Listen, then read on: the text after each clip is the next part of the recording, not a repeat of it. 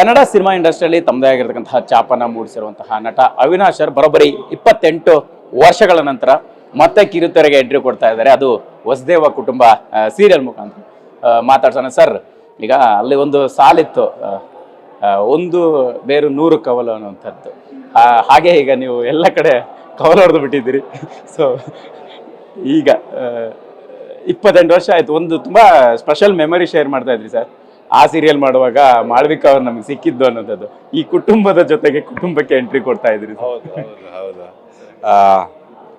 ನನಗೆ ಹೇಳ್ತಾ ಇದ್ನಲ್ಲ, ಹಲವಾರು ಬಾರಿ ನನ್ನನ್ನು ಸೀರಿಯಲ್ ಮಾಡೋದಕ್ಕೆ ಕರಿತಾ ಇರೋರು, ಬಟ್ ನಾನು ಒಪ್ತಾ ಇರಲಿಲ್ಲ. ಯಾಕೆಂದರೆ ನಾನು ಸಿನಿಮಾದಲ್ಲೇ ಪೂರ್ತಿ ಬೆಳೆದನಾದ್ರಿಂದ ನನಗೆ ಇಲ್ಲಿನ ಫಾರ್ಮೆಟ್ ಬಗ್ಗೆ, ಹೇಗೆ ಶೂಟಿಂಗ್ ಮಾಡ್ತಾರೆ, ಯಾವ ರೀತಿ ಮಾಡ್ತಾರೆ ಅಂತ ನಾನು ಮಾಳವಿಕೆ ಹೇಳಿದಾಗ ನಂಗೆ ಭಯ ಆಗೋದು. ಬೆಳಗ್ಗೆ ಹೋದರೆ 10 ಗಂಟೆಗೆ ಬರ್ತಾಳೆ ಇವಳು, 5 ನಮಗೆ ಆ ಥರದ್ದೆಲ್ಲ ಮಾಡೋ ಅಭ್ಯಾಸ ಎಲ್ಲ ಆಗಲ್ಲ ಅಂತ ಹೇಳ್ತಾ ಇದ್ದೆ. ಇದು ಬಂದಾಗ ಏನಾಯ್ತು ಅಂತ ಗೊತ್ತಿಲ್ಲ ನನಗೆ. ಒಂದು ಆ ಪಾತ್ರ, ಒಂದು ಕ್ಯಾಮಿಯೋ ರೋಲು ತುಂಬ ಇಷ್ಟ ಆಯಿತು. ಜೊತೆಗೆ ನಾನೊಬ್ಬ ಕಲಾವಿದ, ನಟನೆ ಮಾಡೋನು. ಯಾವುದು ದೊಡ್ಡ ಸ್ಕ್ರೀನ್ ಆದ್ರೂ, ಚಿಕ್ಕ ಸ್ಕ್ರೀನ್ ಆದ್ರೂ ಆ್ಯಕ್ಟ್ ಮಾಡೋದು ಒಂದೇ ನಾನು. ಹಾಗಾಗಿ ನನ್ನ ಡಿಮ್ಯಾಂಡ್ಸ್ಗಳಿಗೆ ಎಲ್ಲವನ್ನೂ ಮೀಟ್ ಮಾಡ್ತೀನಿ ಅಂತಂದಾಗ ನನಗೆ ಇಲ್ಲ ಅನ್ನೋದಕ್ಕೆ ಯಾವ ಕಾರಣನೂ ಆಗಲೇ ಇಲ್ಲ. ಜೊತೆಗೆ ಮಾಳವಿಕ ಕೂಡ ಇನ್ಸಿಸ್ಟ್ ಮಾಡೋದು, ಇಲ್ಲ ನಿನಗೆ ಗೊತ್ತಿಲ್ಲ, ಟಿ ವಿ ಮೀಡಿಯಾ ಭಾಳ ಪಾಪ್ಯುಲರ್ ಆಗಿದೆ, ಒಂದು ಸರಿ ಮಾಡು ಅಂತ. ಹಾಗಾಗಿ ಮಾಡಿದೆ. ತುಂಬ ಚೆನ್ನಾಗಿ ಆ್ಯಕ್ಚುಲಿ ಎಂಜಾಯ್ ಮಾಡ್ತಾಯಿದ್ದೀನಿ. ಸ್ವಲ್ಪ ಇವ್ರು ಮಾಡೋ ಸ್ಪೀಡು ಮತ್ತು ಇವ್ರು ಮಾಡೋ ಸೀನ್ಗಳು ಜಾಸ್ತಿ ಆಗೋದ್ರಿಂದ ನಮಗೆ ಅಭ್ಯಾಸ ಇಲ್ಲ. ಸಿಟ್ಟು ಬರ್ತಾ ಇರ್ತೀನಿ ಮಧ್ಯ ಸ್ವಲ್ಪ ಎದಾರ ಮೇಲೆ ರೇಗ್ತಾ ಇರ್ತೀನಿ. ಬಿಟ್ಬಿಟ್ರೆ I am enjoying the whole process.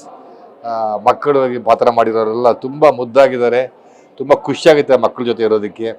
ಜೊತೆಗೆ ಇಲ್ಲಿ ಒಂದು ಯಾವಾಗಲೂ ಗುಂಪಲ್ಲೇ ಇರೋದ್ರಿಂದ ಯಾವಾಗಲೂ ಭಾಳ ಖುಷಿಯಾಗಿ ಇರ್ತೀವಿ, ನಗುತ್ತಾ ಎಂಜಾಯ್ ಮಾಡಿಕೊಂಡು. It's more like A picnic. And ನಿರ್ದೇಶಕರು ಕೂಡ ಭಾಳ ಸಂಯಮ, ಭಾಳ ತಾಳ್ಮೆ.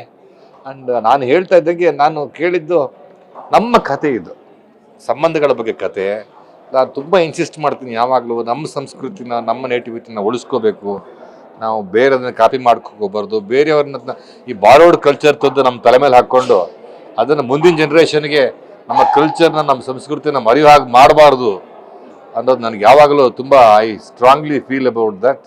ಸೊ ನಮ್ಮ ನೇಟಿವಿಟಿ ಮರ್ತು ಬಿಡ್ತಾ ಇದ್ದೀವಿ. ನಮ್ಮ ಸಂಸ್ಕೃತಿನ, ನಮ್ಮ ಆಚಾರ ವಿಚಾರಗಳನ್ನೆಲ್ಲ ಮರ್ತು ಹೋಗ್ತಾ ಇದೆ ನಮಗೆ.